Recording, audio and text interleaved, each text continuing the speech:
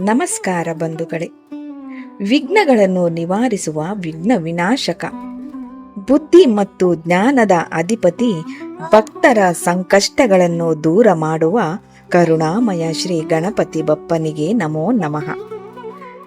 ನಮ್ಮ ಹಿಂದೂ ಧರ್ಮದಲ್ಲಿ ಪ್ರತಿಯೊಂದು ವಾರದ ದಿನವೂ ಒಂದೊಂದು ದೇವತೆಗಳಿಗೆ ಸಮರ್ಪಿತವಾಗಿದೆ. ಅದೇ ರೀತಿ ಬುಧವಾರದ ದಿನವು ಶ್ರೀ ಗಣೇಶನ ಆರಾಧನೆಗೆ ಅತ್ಯಂತ ಪವಿತ್ರವಾದ ದಿನವೆಂದು ಪರಿಗಣಿಸಲಾಗಿದೆ. ಈ ದಿನ ಭಕ್ತಿಯಿಂದ ಗಣಪತಿಯನ್ನು ಪೂಜಿಸಿದರೆ ಜೀವನದಲ್ಲಿರುವ ಅಡೆತಡೆಗಳು ದೂರವಾಗಿ ಕಾರ್ಯಸಿದ್ಧಿ, ಧನಲಾಭ, ವಿದ್ಯಾಭ್ಯಾಸದಲ್ಲಿ ಯಶಸ್ಸು, ವ್ಯಾಪಾರದಲ್ಲಿ ಅಭಿವೃದ್ಧಿ ಹಾಗೂ ಕುಟುಂಬದಲ್ಲಿ ಸುಖ ಶಾಂತಿ ನೆಲೆಸುತ್ತದೆ ಎಂಬ ನಂಬಿಕೆ ಇದೆ.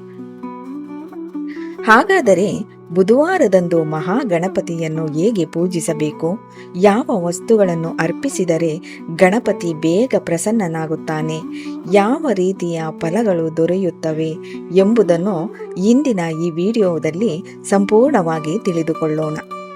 ಬಂಧುಗಳೇ, ವಿಡಿಯೋವನ್ನು ಕೊನೆಯವರೆಗೂ ತಪ್ಪದೇ ನೋಡಿ. ಗಣಪತಿ ಬಪ್ಪನ ಕೃಪೆಗೆ ಪಾತ್ರರಾಗಿ. ಬುಧವಾರವು ಬುಧ ಗ್ರಹಕ್ಕೆ ಸಂಬಂಧಿಸಿದ ದಿನವಾಗಿದೆ. ಜ್ಯೋತಿಷ್ಯ ಶಾಸ್ತ್ರದ ಪ್ರಕಾರ ಬುಧ ಗ್ರಹವು ಬುದ್ಧಿವಂತಿಕೆ, ಸಂವಹನ, ಕೌಶಲ್ಯ, ವ್ಯಾಪಾರ, ಯಶಸ್ಸು ಮತ್ತು ವಿದ್ಯಾಭ್ಯಾಸದ ಪ್ರತೀಕವಾಗಿದೆ.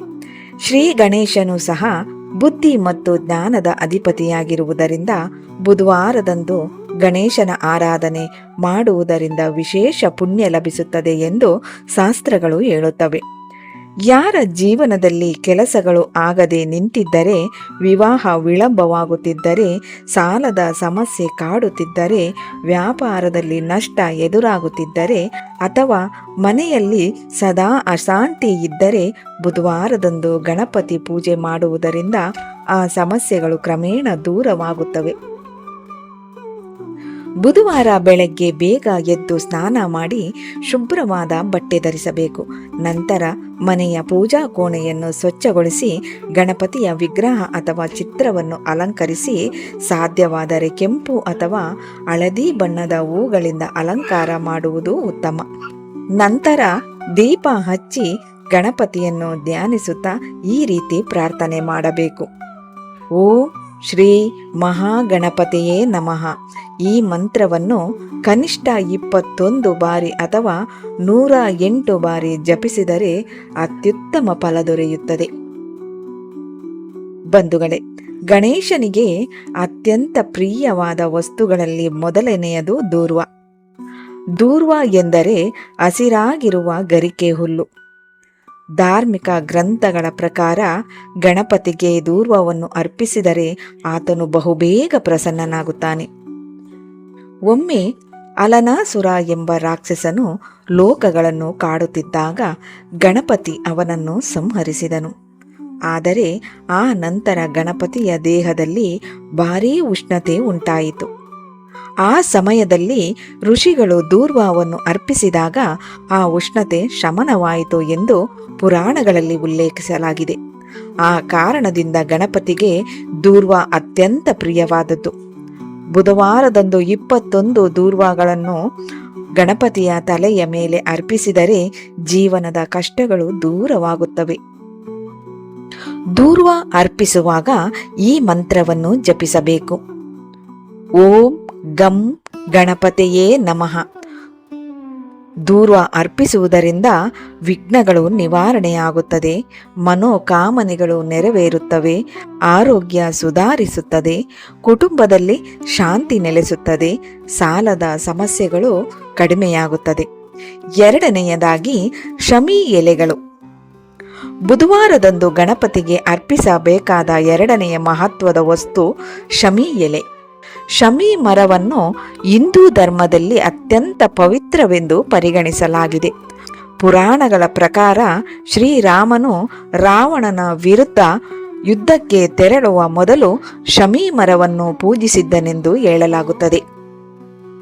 ಅದೇ ರೀತಿ ಪಾಂಡವರು ತಮ್ಮ ಆಯುಧಗಳನ್ನು ಶಮಿ ಮರದ ಬಳಿ ಸುರಕ್ಷಿತವಾಗಿ ಇಟ್ಟಿದ್ದರು ಎಂಬ ಉಲ್ಲೇಖವೂ ಇದೆ.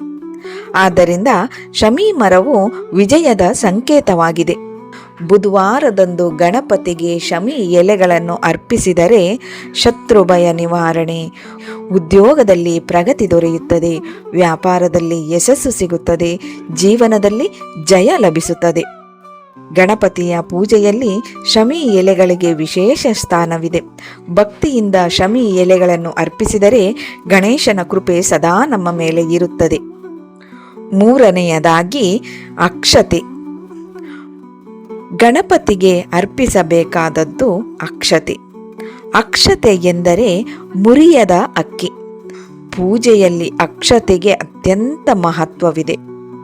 ಅಕ್ಷತೆ ಸಂಪೂರ್ಣತೆ ಮತ್ತು ಸಮೃದ್ಧಿಯ ಸಂಕೇತವಾಗಿದೆ.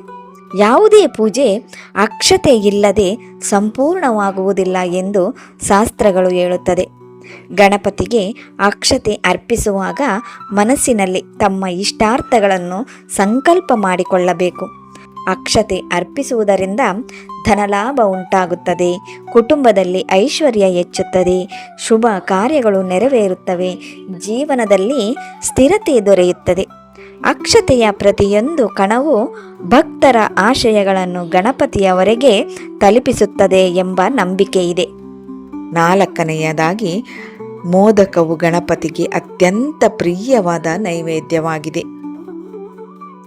ಮೋದಕವು ಜ್ಞಾನ ಮತ್ತು ಆನಂದದ ಸಂಕೇತವಾಗಿದೆ.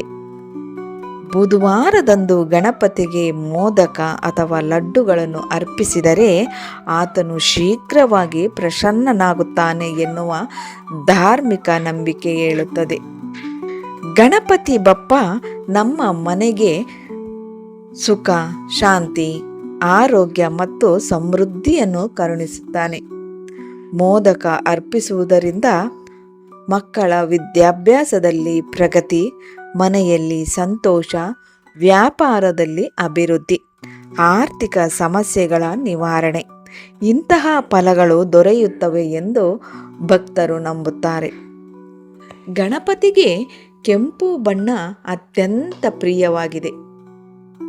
ಆದ್ದರಿಂದ ಕೆಂಪು ದಾಸವಾಳ ಅಥವಾ ಕೆಂಪು ಹೂಗಳನ್ನು ಅರ್ಪಿಸುವುದು ಶುಭಕರ. ಕೆಂಪು ಹೂಗಳು ಶಕ್ತಿ ಮತ್ತು ವಿಜಯದ ಸಂಕೇತವಾಗಿದೆ. ಗಣಪತಿಗೆ ಕೆಂಪು ಹೂವನ್ನು ಅರ್ಪಿಸುವುದರಿಂದ ನಕಾರಾತ್ಮಕ ಶಕ್ತಿಗಳು ದೂರವಾಗುತ್ತವೆ, ಆತ್ಮವಿಶ್ವಾಸ ಹೆಚ್ಚುತ್ತದೆ, ಮನಸ್ಸಿಗೆ ಶಾಂತಿ ಸಿಗುತ್ತದೆ. ಬುಧವಾರದಂದು ಪೂಜೆ ಮಾಡಿದ ನಂತರ ಗಣಪತಿ ಮಂತ್ರ ಜಪ ಮಾಡುವುದು ಅತ್ಯಂತ ಉತ್ತಮ. ಈ ಮಂತ್ರವನ್ನು ಜಪಿಸಬಹುದು. ಓಂ ಗಂ ಗಣಪತಿಯೇ ನಮಃ. ಈ ಮಂತ್ರವನ್ನು 108 ಬಾರಿ ಜಪಿಸಿದರೆ ಮನಸ್ಸಿಗೆ ಶಾಂತಿ ದೊರೆಯುತ್ತದೆ, ಜೀವನದ ಅಡೆತಡೆಗಳು ದೂರವಾಗುತ್ತದೆ, ಕಾರ್ಯಸಿದ್ಧಿ ಉಂಟಾಗುತ್ತದೆ. ಗಣಪತಿಯ ಕೃಪೆ ಸದಾ ನಮ್ಮೊಂದಿಗೆ ಇರುತ್ತದೆ. ಬುಧವಾರದಂದು ನಿಯಮಿತವಾಗಿ ಗಣಪತಿ ಪೂಜೆ ಮಾಡುವವರಿಗೆ ಅನೇಕ ರೀತಿಯ ಶುಭ ಫಲಗಳು ದೊರೆಯುತ್ತವೆ. ಅವುಗಳಲ್ಲಿ ಮುಖ್ಯವಾದವು ವಿದ್ಯೆಯಲ್ಲಿ ಯಶಸ್ಸು, ಉದ್ಯೋಗದಲ್ಲಿ ಪ್ರಗತಿ, ವ್ಯಾಪಾರದಲ್ಲಿ ಲಾಭ, ವಿವಾಹ ಯೋಗ, ಸಂತಾನ ಭಾಗ್ಯ, ಆರೋಗ್ಯ ಸುಧಾರಣೆ, ಸಾಲ ಮುಕ್ತಿ, ಕುಟುಂಬದಲ್ಲಿ ಸುಖ ಶಾಂತಿ, ಧನ ಸಂಪತ್ತಿನ ವೃದ್ಧಿ, ಕಾರ್ಯಸಿದ್ಧಿ ಇವೆಲ್ಲವೂ ಗಣೇಶನ ಅನುಗ್ರಹದಿಂದ ಸಾಧ್ಯವಾಗುತ್ತದೆ. ಪ್ರತಿ ಬುಧವಾರ ಬೆಳಗ್ಗೆ ಸ್ನಾನ ಮಾಡಿ ಗಣಪತಿಗೆ ದೀಪ ಹಚ್ಚಿ 21 ದೂರ್ವ ಅರ್ಪಿಸಿ, ಶಮಿ ಎಲೆಗಳನ್ನು ಅರ್ಪಿಸಿ, ಅಕ್ಷತೆ ಅರ್ಪಿಸಿ, ಮೋದಕ ಅಥವಾ ಲಡ್ಡು ನೈವೇದ್ಯವಾಗಿ ಸಮರ್ಪಿಸಿ 108 ಬಾರಿ ಓಂ ಗಂ ಗಣಪತಿಯೇ ನಮಃ ಎಂದು ಜಪಿಸಿ ನಂತರ ಆರತಿ ಮಾಡಿ. ಈ ಸರಳ ಕ್ರಮವನ್ನು ಅನುಸರಿಸಿದರೆ ಗಣೇಶನ ವಿಶೇಷ ಅನುಗ್ರಹ ದೊರೆಯುತ್ತದೆ. ಪ್ರಿಯ ಬಂಧುಗಳೇ, ಬುಧವಾರದಂದು ಗಣಪತಿಗೆ ದೂರ್ವ, ಶಮಿ ಎಲೆ, ಅಕ್ಷತೆ ಹಾಗೂ ಮೋದಕಗಳನ್ನು ಅರ್ಪಿಸುವುದರಿಂದ ವಿಘ್ನ ವಿನಾಶಕನಾದ ಗಣೇಶನು ಸಂತುಷ್ಟನಾಗಿ ತನ್ನ ಭಕ್ತರ ಜೀವನದಲ್ಲಿರುವ ಎಲ್ಲ ಅಡೆತಡೆಗಳನ್ನು ನಿವಾರಿಸುತ್ತಾನೆ. ಭಕ್ತಿಯಿಂದ ಮತ್ತು ಶ್ರದ್ಧೆಯಿಂದ ಮಾಡಿದ ಪೂಜೆ ಎಂದಿಗೂ ವ್ಯರ್ಥವಾಗುವುದಿಲ್ಲ.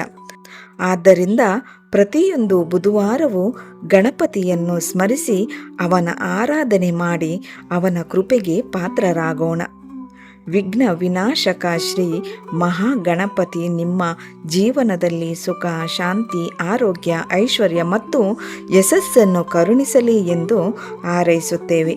ವಕ್ರತುಂಡ ಮಹಾಕಾಯ ಕೋಟಿ ಸೂರ್ಯ ಸಮಪ್ರಭ ನಿರ್ವಿಘ್ನಂ ಕುರು ಮೇ ದೇವ ಸರ್ವ ಕಾರ್ಯೇಷು ಸರ್ವದ. ಗಣಪತಿ ಬಪ್ಪ ಮೌರ್ಯ. ಈ ವಿಡಿಯೋ ನಿಮಗೆ ಇಷ್ಟವಾದರೆ ಲೈಕ್ ಮಾಡಿ, ಶೇರ್ ಮಾಡಿ ಹಾಗೂ ನಮ್ಮ ಚಾನಲನ್ನು ಸಬ್ಸ್ಕ್ರೈಬ್ ಮಾಡಿಕೊಳ್ಳುವುದನ್ನು ಮರೆಯಬೇಡಿ. ಧನ್ಯವಾದಗಳು.